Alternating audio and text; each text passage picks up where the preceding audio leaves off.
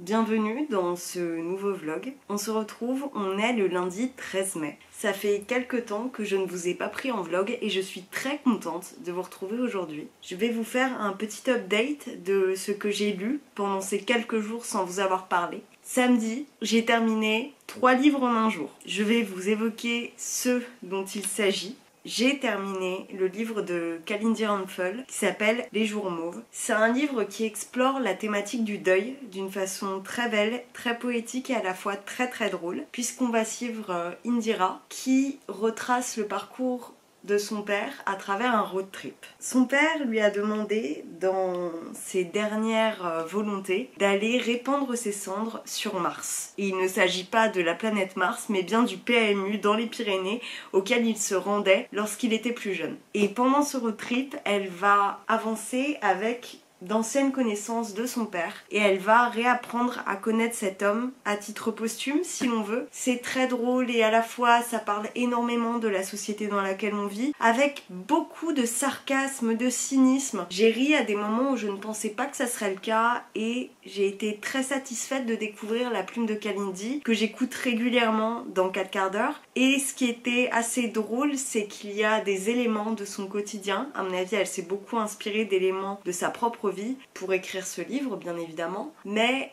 il y a beaucoup de petites phrases, de petites expressions qui m'ont fait penser à ce qu'elle peut évoquer dans le podcast. Donc j'ai eu un grand plaisir à découvrir sa plume et si elle écrit à l'avenir, ça me ferait également très plaisir de relire l'un de ses ouvrages. Ensuite, ce même jour, j'ai lu en 2 sessions de lecture le livre que je lis pour le prix des lectrices Vox et Proches.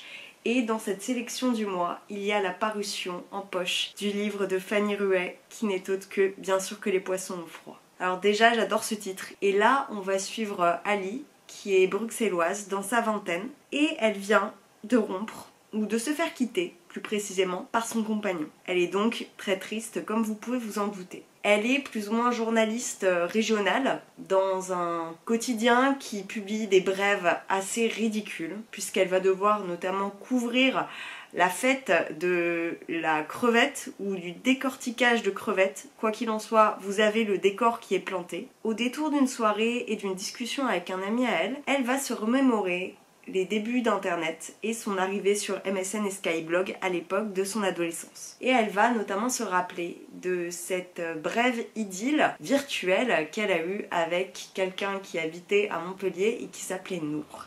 Elle était totalement éprise de ce garçon qu'elle n'a pas connu dans la vraie vie. Et elle va essayer de revenir sur ses traces. Et elle va explorer à la fois la bisexualité, là encore le deuil, je ne sais pas ce qu'il m'arrive dans les lectures que je fais. Et elle va revenir évidemment sur cette période à l'adolescence où on se découvre et où finalement les relations parasociales ont pris beaucoup de place, notamment à l'arrivée d'internet et des réseaux sociaux, voire avant puisqu'il s'agissait de l'époque des blogs et des forums. J'ai adoré cette lecture, c'était vraiment un rayon de soleil, je n'avais qu'une envie, c'était y retourner. J'ai dû m'arrêter et le lire en 2 fois et ça a été un crève-cœur pour vous dire à quel point ce livre m'a plu. Dès que j'ai ouvert les pages, j'en ai lu la moitié. Il se hisse très haut dans cette sélection proche et je ne sais pas si je vais voter pour mon mari ou pour celui-ci puisque j'étais à peu près sûre de moi. La seule chose qui m'a un peu frustrée, c'est la fin. Si vous l'avez lu, vous savez de quoi il s'agit. Je peux vous dire qu'elle est aussi agréable à lire qu'elle n'est à écouter sur son podcast. Les gens qui doutent que j'écoute depuis plusieurs années, j'ai hâte d'avoir une discussion avec elle puisque à chaque fin de mois, on discute avec les autrices et les auteurs qu'on a l'occasion de découvrir. Gros coup de cœur pour ce livre de Fanny Ruet que j'espère voir publier d'autres ouvrages à l'avenir. Et enfin, en ce samedi 11, j'ai lu Monsieur Ibrahim et les fleurs du Coran. C'est un livre très court, là dans cette édition France Loisirs que j'avais trouvé d'occasion. Il fait 85 pages, donc c'est vous dire. On va suivre un jeune garçon qui s'appelle Momo, qui a 13 ans et qui habite à Paris. Ça m'a beaucoup fait penser à La vie devant soi de Romain Gary. C'en est très inspiré, je pense. Et ce très cher Momo n'est pas apprécié de son père, avec qui il vit seul, puisque sa mère l'a abandonné lorsqu'il était bébé. Et il fait la connaissance de Monsieur Ibrahim. Ça va explorer les mêmes thématiques approximativement que La vie devant soi de Gary. C'est un livre qui est appréciable. Il ne me restera pas très longtemps en esprit, mais j'ai eu plaisir à découvrir Emmanuel Schmitt avec ce livre. Et puisque visiblement je n'ai pas assez de livres dans mes étagères et que je crève de lire de la littérature anglaise, j'ai acheté ce samedi The 7 Years Sleep de Ashley Poston. Je n'ai jamais lu Ashley Poston, mais le postulat de ce livre me donne très envie. Clémentine, qui est l'héroïne, a une tante qui vient de décéder. Cette tante était très proche des pensées ésotériques, de tout ce qui est un petit peu magique, mystique. Clémentine hérite de l'appartement de cette tante. Cette défunte tante, Anna Léa, lui avait toujours dit que son appartement avait la faculté d'arrêter le temps. Tout se mélangeait l'un avec l'autre, que ça soit le passé et le présent. Et lorsque Clémentine s'installe dans ce susdit appartement, elle voit un homme dans la cuisine, homme qu'elle ne connaît pas. Il a tout pour lui plaire, sauf qu'elle est désenchantée par son quotidien et elle a décidé d'avoir une existence plus ou moins pragmatique. Sauf qu'elle se rend compte qu'il y a évidemment des choses assez étranges qui se passent dans cet appartement et que cet homme existe 7 ans plus tôt et qu'elle existe 7 ans plus tard. Et le seul instant où ils vont pouvoir se retrouver dans l'espace-temps, c'est au moment où ils seront dans cet appartement. Je n'ai pas encore commencé, mais l'idée de départ me donne grandement envie, donc c'est pour ça que j'ai craqué. Maintenant que je vous ai fait un mini book haul de un seul livre, je vais vous parler de ce que j'ai entamé depuis. J'ai décidé de faire baisser un peu ma pile à lire, ma palle, ma to-be-read. Donc j'ai débuté un beau bébé qui n'est autre que Cléopatra et Frankenstein. Ici, on va suivre deux New-Yorkais. Cléo est une jeune femme dans la vingtaine qui est une aspirante artiste peintre. Et Frank est un chargés de pub, ils vont se mettre ensemble. Dès le début, on les voit lors de leur rencontre, puis dans le deuxième chapitre, ils se marient. Donc je ne vous spoile pas grand-chose. Ce sont des personnages qui sont très attraits à la drogue, au sexe et à toute autre démesure. On va assister à leurs interactions avec leurs amis. Ça va être toute une bande de joyeux lurons au sein de New York et des privilèges. Je vous avoue que je suis au chapitre 5 et que j'ai du mal à m'attacher aux personnages. J'alterne entre la lecture en VO ici et la lecture en version française via la Bibliothèque numérique de Paris. J'ai l'impression de lire deux livres totalement différents. C'est assez fou et je me rends compte bien sûr à chaque fois que c'est le cas de la différence d'atmosphère qu'il y a entre les langues en fonction de s'il s'agit d'une version originale ou d'une version traduite. J'aime beaucoup le fait que ça se passe à New York. Maintenant, j'ai vraiment du mal avec ce côté très drogue auquel je ne pensais pas me confronter autant. Je savais qu'il s'agissait de cela et que ça allait prendre une certaine place dans le roman, mais pour l'instant on les voit beaucoup prendre des rails de coke tout de même. On verra où ça me mène à la suite. Quoi qu'il en soit, il faut que je m'habitue, je pense, mais je vous en ferai un retour d'ici quelques jours.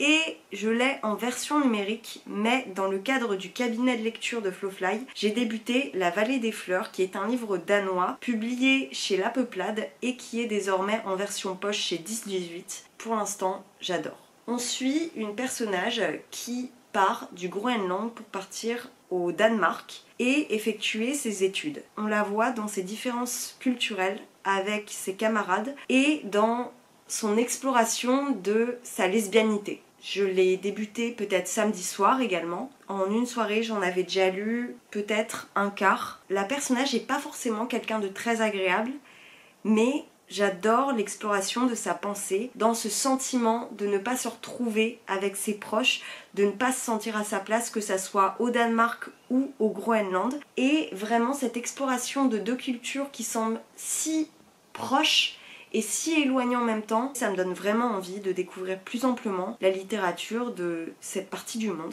Donc, we'll see, je vous en ferai un retour, mais pour l'instant, j'apprécie énormément, je suis quasi à la moitié. Il est environ 14h et Snodza va entamer un live que je vais rejoindre de ce pas. Et pendant ce temps, pendant qu'elle évoquera ses derniers achats, notamment à Westurland, eh bien je vais terminer mon mémoire, puisqu'il me reste actuellement 5 pages à rédiger. J'avoue que je suis très stressée par rapport aux cours et par rapport à toutes ces deadlines, parce que avec toutes les péripéties que j'ai eu à vivre durant cet été notamment, en fait, ça m'a vraiment ralenti dans mon travail. Je suis très fébrile quant à l'après et je crois que c'est ça qui me bloque. Et pour autant, j'ai vraiment hâte de clôturer ce mémoire qui porte sur un sujet qui m'intéresse, puisqu'il s'agit de l'avancée de la littérature sur les réseaux sociaux, tout ce qui est Booktube, Bookstagram, Booktok et à quel point ça influence la littérature depuis l'arrivée du numérique. Donc c'est vraiment un sujet que j'adore explorer, mais j'ai peur de mal faire et j'ai peur de pas être comprise dans ce que j'écris. Je remets beaucoup les choses en question. Et à côté de ce mémoire, il va également falloir que j'organise ma prise de parole puisque je vais tenir une conférence à la fin du mois de mai. C'est très bizarre, c'est bénévole au sein de la commune dans laquelle j'ai vécu enfant et ça me fait plaisir de partager autour justement de cette passion qu'est Internet et qu'est la littérature, mais pour évoquer tous ces sujets, il va bien falloir que j'organise et ma pensée et les thématiques que je vais explorer. Donc je vais m'y atteler de ce pas et puis nous, on se retrouve plus tard dans ce même vlog pour que je vous évoque mon avancée littéraire au sein de cette semaine.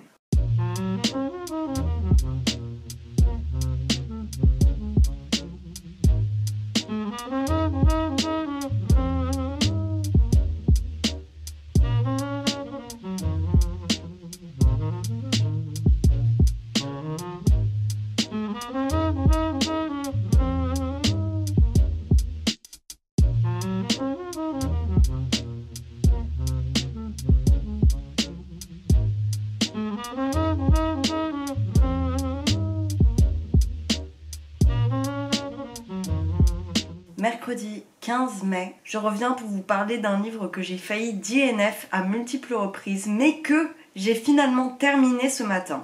La mer sans étoiles. Dans ce livre qui a été grandement plébiscité, on va suivre Zachary Ezra Rawlins qui trouve un livre mystérieux et lorsqu'il en tourne les pages, il découvre que son histoire s'y trouve. Et c'est ce sur quoi il va mener son enquête. Et en 757 pages, elle va dérouler des fils narratifs et des histoires qui s'entrecoupent les unes entre les autres. Je l'ai à la fois écouté et lu, donc je pense que le fait de l'écouter en livre audio ne m'a pas aidé, mais à mon sens, on aurait pu prendre les 20 premières pages, les 50 dernières et enlever tout ce qui était au milieu. Je me suis ennuyée pour ne pas dire autre chose. Je sais qu'il a été grandement plébiscité et adoré par plein de personnes qui l'ont mis en top 1 de leur meilleure lecture de l'année dernière. Je dis pas que c'est un mauvais livre, je dis juste que ça m'a pas du tout cueilli. Le cirque des rêves me donne plus envie et je pense qu'il me plaira plus, mais là, c'est un gros pass pour moi. Je le lisais et je l'écoutais depuis février, je suis très contente de l'avoir enfin terminé puisque je l'avais offert à mon père, qu'il l'a lu et que je l'ai lu derrière lui. Désormais, il pourra retourner dans son bureau après cela. Maintenant que cela est terminé, je peux vous parler de ce que j'ai avancé. Je suis à un peu moins de la moitié de Cléopatra et Frankenstein. Au début, j'avais vraiment du mal à m'accrocher au personnage. Et dans le chapitre 6 et 7, on va un petit peu plus loin dans le développement de certains personnages et ça m'a beaucoup plu. Cléo est finalement une femme à laquelle je m'accroche dans ce qu'il y a de détestable en elle et dans ce qu'il y a de faillible. Franck pour autant reste un homme que je ne supporte pas, mais passons. À mon avis, c'est davantage une satire que autre chose ce livre. C'est vraiment le consensus auquel je suis arrivée ce matin. Il y a vraiment beaucoup de choses à en tirer quant à cette société dorée de New York, quant à la notion de rural et d'urbain. Je pense que si vous l'avez lu, vous saisirez de quoi je parle, mais je viens de passer le chapitre avec Éléonore et c'est un personnage que j'ai plutôt apprécié. Éléonore, c'est la collègue qui vient tout juste de rentrer dans la boîte de pub de Franck et qui vit encore chez sa mère, qui a un père qui souffre d'Alzheimer et qui est désormais hospitalisé. Et on voit toute la nécessité qu'elle cherche à convenir à cet élitisme de la ville. Je sais pas si c'est très explicite, mais en tout cas, il y a vraiment cette question de devoir être à la hauteur des attentes que demande New York et les États-Unis dans ce microcosme. Franchement, je commence à m'accrocher. La plume sert vraiment le récit. C'est du grand no plot, just vibes avec des personnages qui sont très peu reliable, mais il y a quelque chose derrière et je sais que l'autrice a mis 7 ans à l'écrire, donc ça promet beaucoup de choses. J'espère que ça sera à la hauteur. Pour ce qui est de La Vallée des Fleurs, je suis plus loin encore dans la 3e partie, la dernière, soit dit en passant, et l'exploration des relations entre les jeunes et le côté très morbide qui s'y trouve, étonnamment, me plaît beaucoup. Ça développe un aspect de la société groenlandaise et danoise que je ne connais pas. Franchement, je pense que je vais aller me renseigner derrière. Tout cet arc narratif que je ne peux pas vous dévoiler sinon je vous spoil a un regard beaucoup plus grand sur la société où ça se déroule. Ça ne peut pas être né de n'importe où. Ça a forcément eu une influence dans ces cultures-ci au moment où ça a été écrit et où ça a été paru. Si vous l'avez lu, j'aimerais vraiment en discuter avec vous. Je le fais déjà sur le Discord de Floris puisque c'est dans le cadre du cabinet de lecture du mois de mai. Le seul point négatif que je peux y trouver, c'est la ressemblance entre les prénoms puisqu'il y a des lettres qui se répètent, notamment Maïna ou Anna mais avec 2 A avant et 2 A à la fin. Donc c'est le seul point, mais on se repère tout de même. Les thèmes sont très durs. Je vous préviens, si ça vous tente et si j'en fais un bon retour ici ou dans un wrap-up, il faut être préparé, il faut aller bien pour lire ce livre. Si vous voulez vous renseigner, je vous laisse aller regarder les trigger warnings sur internet et possiblement que je les mettrai en barre d'infos parce que on a besoin d'y aller sciemment. Quoi qu'il en soit, tous les livres que je lis ont des thèmes qui sont récurrents et qui se recoupent les uns entre les autres. Ça fait 4 livres que je lis à la suite et qui évoquent des thèmes assez lourds. Donc j'ai envie de lire des choses plus légères à l'avenir. C'était déjà le cas après ma sombre Vanessa, mais ça me poursuit, je pense, les thématiques un petit peu compliquées à gérer. Et je ne vais pas m'arrêter ici puisqu'à mon avis, à la suite de ma lecture de Cléopâtra et Frankenstein, je vais entamer un essai de Angela Davis qui est très contextuel avec tout ce qui se passe dans le monde actuellement et toutes les problématiques qu'on a au niveau géopolitique puisque le livre que je souhaite entamer est Freedom is a Constant Struggle. C'est un essai qui est très court, qui fait 100 pages mais qui à mon avis a encore une importance capitale à l'heure actuelle, donc je vous en ferai un retour lorsque je l'aurai démarré. Pour ce qui est de cet après-midi, je vais comme hier et avant-hier continuer mon mémoire et préparer la conférence que je n'ai pas touchée depuis quelques jours déjà, ainsi que aller regarder pour me racheter une caméra, puisque celle avec laquelle je suis en train de filmer actuellement, c'est celle que j'ai depuis que j'ai démarré les vidéos. Donc en 2018 ou en 2019. Oh waouh, ça fait bien longtemps. En juin, on fêtera l'anniversaire de la chaîne. Si vous voulez d'ailleurs, je vois des FAQ fleurir de partout, donc ça serait peut-être l'occasion. N'hésitez pas à me dire encore une fois en dessous si ça vous intéresse. J'en ai une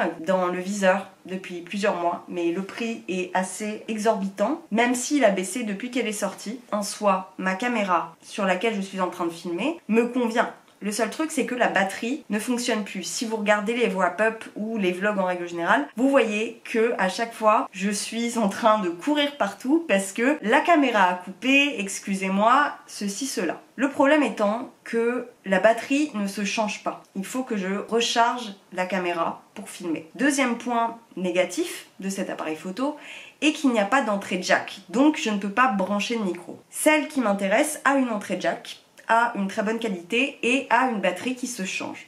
Donc ça serait beaucoup plus pratique pour moi, beaucoup plus malléable. Aussi, je suis en train de faire un appel à tous mes camarades en ligne actuellement. Si vous avez des recommandations de micros avec une entrée jack 3,5, dites-moi ça en commentaire ou sur Instagram. Sur ces mots, je vais vous laisser. Je vais aller rédiger mon travail pour l'université, etc., etc.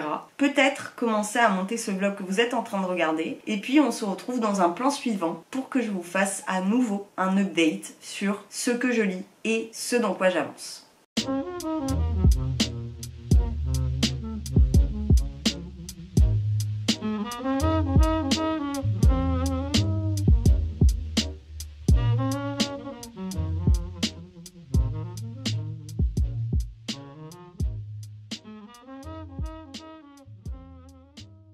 On est le 18, c'est-à-dire le samedi. J'ai terminé et La Vallée des Fleurs et Cléopâtra et Frankenstein.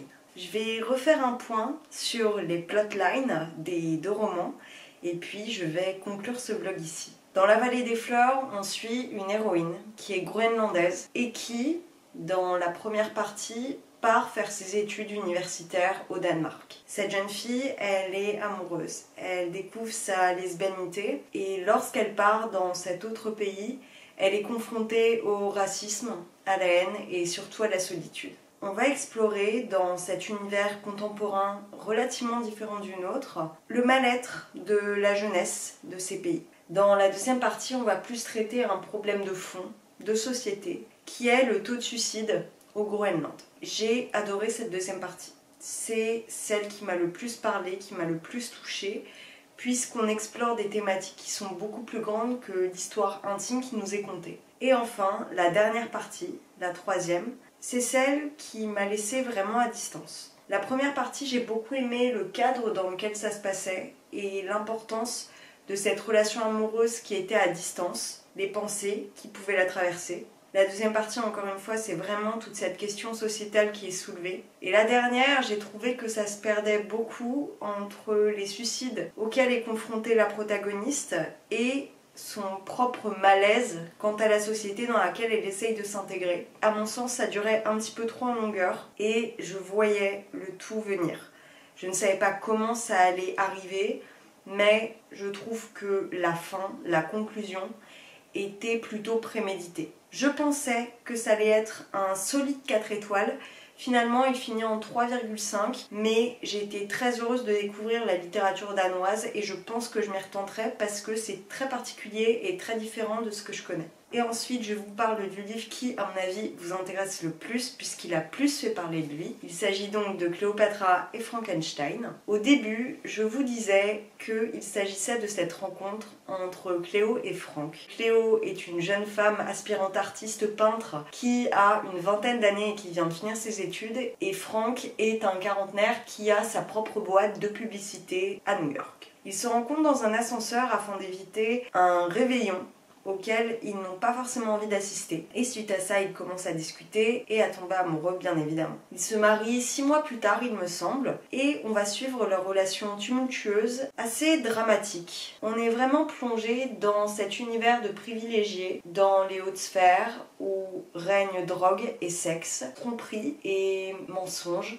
Je vais continuer de vous en parler, mais je vais poser le livre d'abord. Au-delà de cette plume, qui est, soit dit en passant, très sensible, mais qui décrit des choses qui ne sont pas forcément agréables et très belles à regarder, c'est surtout la psychologie qui est développée. Il y a tout un microcosme qu'on va suivre à travers les points de vue de chacun pendant 17 chapitres. J'ai eu du mal à me lancer dedans, les 6 premiers chapitres m'ont paru un petit peu compliqués à appréhender de par la détestation que je pouvais avoir pour chacun des personnages, notamment Anders qui est le meilleur ami de Franck et que je ne peux pas supporter. Mais après, il y a eu 2 chapitres, le chapitre 6 et le chapitre 7, où on voit le background familial de Cléo. Je crois que ça m'a détruit, ne serait-ce qu'en un repas de famille. Et à la suite, on va suivre le personnage de Éléonore, dont je vous ai déjà parlé antérieurement, et c'est le personnage qui m'a le plus plu avec Zoé, qui est la sœur de Franck. Franck, pour le coup, est vraiment un individu que je ne peux pas cadrer, et qui représente exactement ce que je n'aime pas dans justement ces sphères privilégiées, qui se sentent supérieures à toutes et tous. Tous ces personnages, ils représentent chacun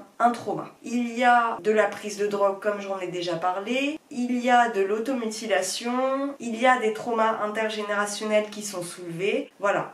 C'est pas un livre qui est simple, mais pour autant je trouve que c'était lisible dans le sens où personnellement ça ne m'a pas traumatisé que de lire à propos de tous ces sujets. J'ai regardé pas mal de reviews Goodreads qui disaient que la fin était peut-être très déceptive, très décevante pour la plupart. Mais pour le coup, de mon côté, le dernier chapitre a vraiment été le point culminant de ce que j'ai apprécié dans le roman. C'est-à-dire que pendant tout le long, on a une pesanteur quant à ces relations, quant à ses personnalités, et le dernier chapitre vient mettre un petit peu de lumière et de beauté dans tout ce qu'on nous a raconté. C'est-à-dire que c'est enfin l'instant où on va pouvoir souffler. Il y a tout un discours, tout un questionnement des attentes de la ville et des grandes villes en règle générale. Ici, ça se passe à New York, mais je peux retrouver des choses que je ressens ou que j'ai pu ressentir par rapport à Paris. Toute la nécessité d'être à la hauteur de ce que la ville demande. J'ai vraiment aimé la manière dont c'était appréhendé par chacun.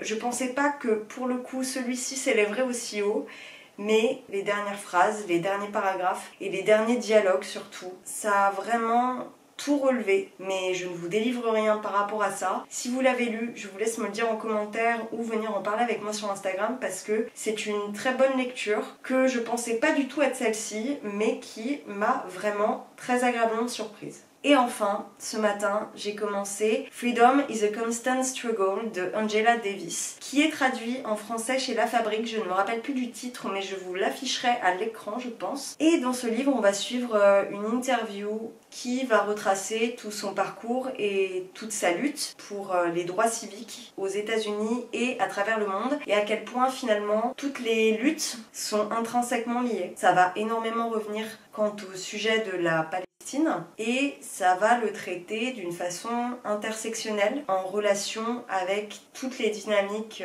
géopolitiques, notamment depuis le milieu des années 60. Pour l'instant, j'en ai pas lu beaucoup et je pense que je vais le picorer peu à peu parce que c'est des sujets qui sont évidemment difficiles à traiter et difficiles à lire, notamment à l'heure actuelle, mais qui sont nécessaires, je pense, pour se renseigner et pour comprendre tout ce qui se passe actuellement et toutes les dynamiques de pouvoir qu'il y a dans le monde. Pour ce qui est de la fiction, mes prochaines lectures seront Reste de Adeline Dieudonné, que je vais relire avec le prix des lectrices Vox et Proches. C'est le dernier livre que j'ai à lire pour cette sélection et je crois que j'ai fait mon choix pour mon vote, mais je ne vous en dis rien. Ensuite, je pense que je vais entamer Fahrenheit 451 de Ray Bradbury. Quoi qu'il en soit, si vous voulez suivre mon avancée au niveau littéraire, je vous laisse aller regarder mon Goodreads, où je répertorie tout ce que je découvre, tout ce que je lis, tout ce que je parcours et tout ce dont j'ai envie tous les jours. Et puis voilà, c'en est terminé pour ce vlog. J'espère qu'il vous aura plu. Je ne sais pas s'il y aura eu beaucoup de matière, mais j'espère que pour autant vous aurez passé un instant délectable. Et puis nous, on se retrouve dans la prochaine vidéo. Sur ce, ciao!